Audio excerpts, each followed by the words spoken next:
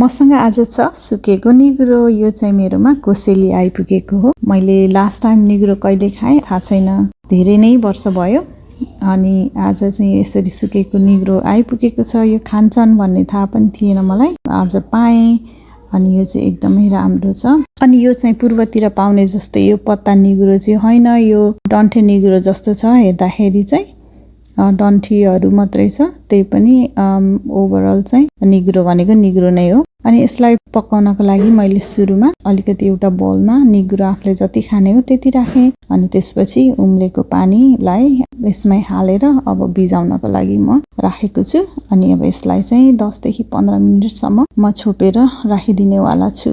अब 15 मिनेटपछि चाहिँ अब यसलाई खोलेर हेर्दाखेरि यो चाहिँ निकै ढाडिसकेको छ। अझै पनि तातो पानीको बाफ चाहिँ आइरहेछ।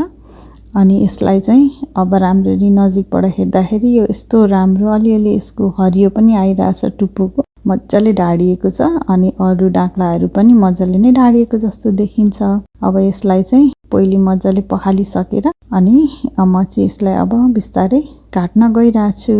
यो निगुरो चाहिँ अलिकति लामो लामो भएको हुनाले यसलाई चाहिँ मैले काट्ने निर्णय गरेँ। हुन त अब नगर्दा पनि हुन्छ, अलिकति सुरुमै छोटो छोटो पारेर काटेको हो भने। अब चाहिँ यसलाई मैले अलिकति सानो सानो टुक्रा पारेर सबै नै निगुरोहरूलाई काटेँ। अनि यसलाई पकाउनको लागि पनि अरू तरकारीहरू पकाए जस्तै नै मैले पकाएको हो। यसलाई चाहिँ मैले आलुसँग मिसाएर फ्राई गरेको थिएँ।